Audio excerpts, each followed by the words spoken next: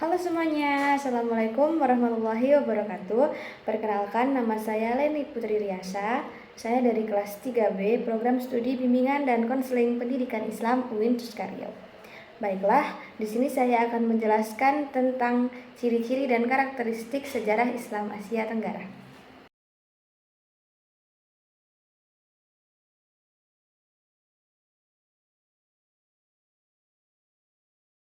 Asia Tenggara adalah rumah bagi populasi muslim terbesar yang ada di Indonesia, yang mayoritasnya berada di Indonesia, Malaysia, dan juga Brunei.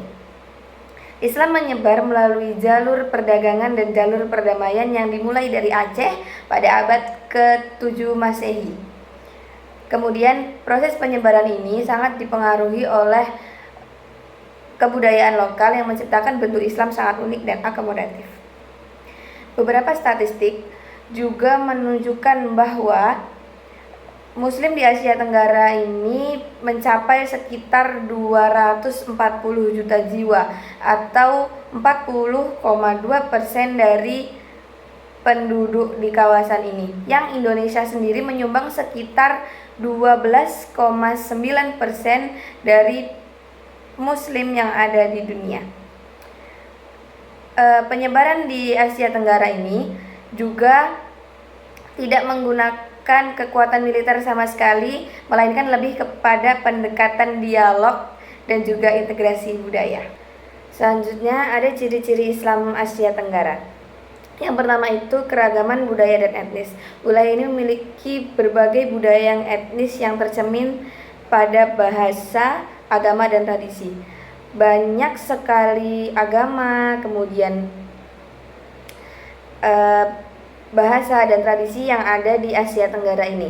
Kemudian ada persimpangan jalan perdagangan.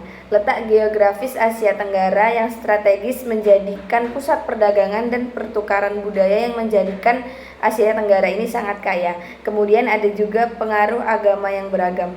Agama-agama Hindu, Buddha, Kristen berinteraksi dengan Islam yang membentuk masyarakat yang sangat plural. Kemudian ada pengaruh kolonialisme. Kolonialisme Eropa meninggalkan dampak signifikan dalam aspek politik, ekonomi, dan sosial yang membentuk seluruh kawasan ini. Kemudian perjuangan kemerdekaan. Negara-negara di Asia Tenggara berjuang untuk meraih kemerdekaan setelah Perang Dunia II yang melahirkan gerakan nasionalisme yang kuat. Kemudian ada integrasi teritorial yang upaya membangun kerjasama regional melalui organisasi seperti ASEAN yang bertujuan untuk meningkatkan integrasi politik dan ekonomi. Kemudian ada tantangan kontemporer. Isu-isu seperti globalisasi dan perubahan iklim menjadi tantangan yang dihadapi negara-negara di Asia Tenggara ini. Kemudian ada sejarah lisan. Cerita rakyat dan mitos yang diturunkan secara lisan memberikan wawasan tentang sejarah dan budaya masyarakat. Kemudian ada pengaruh budaya lokal.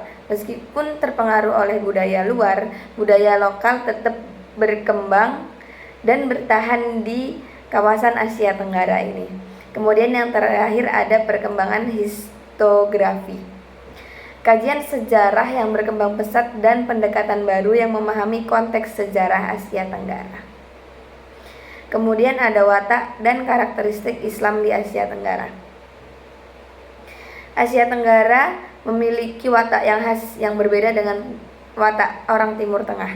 Beberapa karakteristiknya meliputi damai dan toleran. Penyebaran Islam di kawasan ini berlangsung damai tanpa kekerasan dan mengedepankan dialog.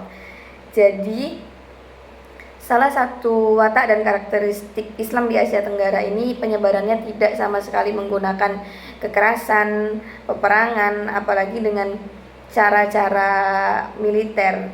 Jadi masuknya dengan cara sangat damai melalui jalur perdagangan yang kemudian disambut baik oleh masyarakat Islam di Asia Tenggara. Kemudian yang kedua ada akomodatif. Islam beradaptasi dengan tradisi lokal yang menciptakan bentuk keagamaan yang sangat inklusif. Kemudian moderasi. Ajaran Islam yang diterima mengintegrasikan nilai-nilai lokal, menghasilkan bentuk Islam yang sangat moderat. Kemudian pengaruh sosial dan budaya. Islam di Asia Tenggara banyak dipengaruhi oleh budaya Melayu dan tradisi lokal yang menciptakan dinamika unik.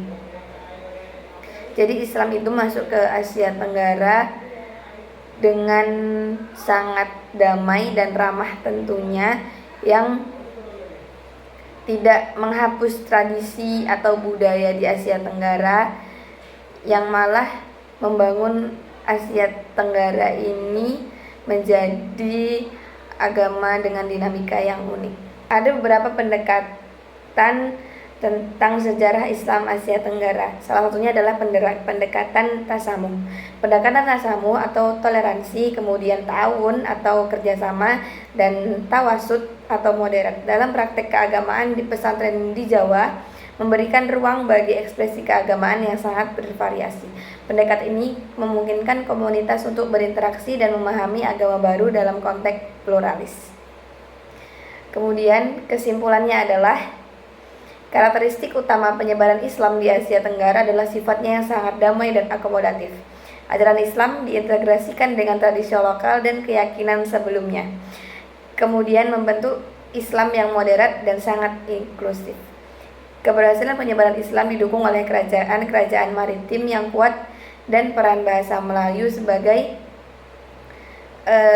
bahasa untuk penyebaran agama Islam pada saat itu. Baiklah, sekian penjelasan dari saya tentang sejarah Islam Asia Tenggara. Semoga bermanfaat dan sampai jumpa.